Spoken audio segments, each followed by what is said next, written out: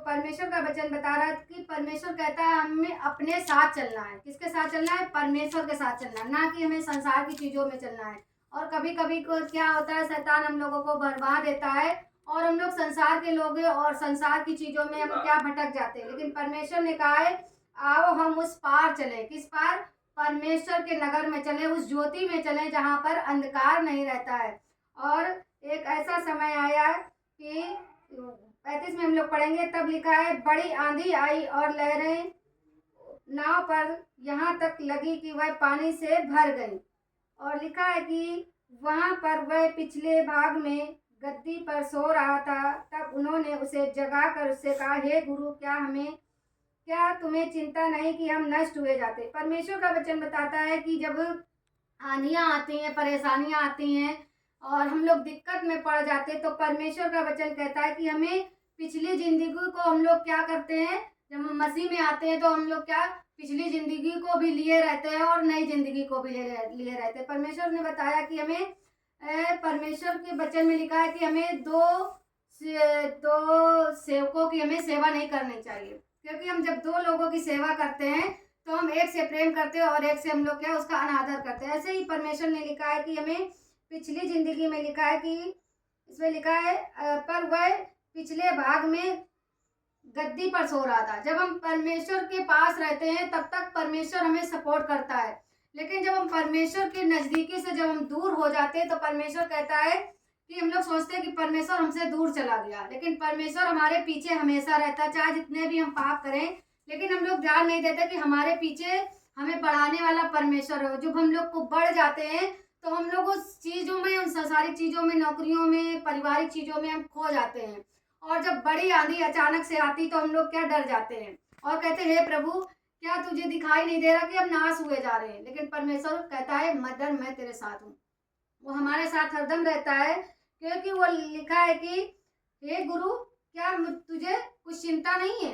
लेकिन परमेश्वर हमारा चिंता करने वाला परमेश्वर कहता है कि तू चिंता ना कर, क्योंकि जब हम चिंता करते हैं तो हम क्या करते हैं, अपनी आयु को घटा देते हैं। जैसे हम लोग कहते हैं ना कि चिंता करके क्या करोगी, चिंता चिता बन जाती है। तो परमेश्वर का वचन कहता है हमें किसी बात की चिंता ना करें, चाहे जितनी भी आंधियां आए, चाहे जितने भी तूफान आए, चाहे जितनी भी परीक्षाएं पड़े, चाहे जैसी भी हम परिस्थिति में हो, परमेश्वर हमें संभालता है।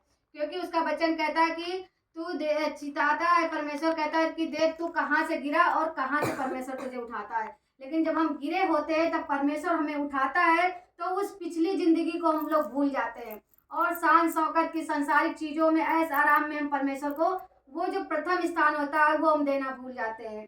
परमेश्वर कहता है कि पहला स्थान और पहला आदर हमें परमेश्वर को देना चाहिए, ना हमें परिवार की चीज़ों को देना चाहिए पहला स्थान, ना परिवार की, ना रिश्तेदारों को, ना कोई भी ऐसी धन संपत्ति या कोई भी ऐसी चीज़ हमें जो परमेश्वर से अलग करे, हमें उसको नहीं देना चाहिए आदर, क्योंकि परमेश्वर हमारा आदर के योग्य और महिमा के योग्य। पहला स्थान हम परमेश्वर को, सुबह उठकर हम लोग जब पहला स्थान परमेश्वर को देते, दुआ प्रार्थना करते हैं, अचानक हर एक चीज़ों को जो दुष्ट आत्माएं ला कर डालती हैं उससे हमें परमेश्वर बचाता है। कब? जब हम पहला सुबह का प्रार्थना, सुबह का स्थान, परमेश्वर का स्थान, पहला आदर हम परमेश्वर को देते हैं।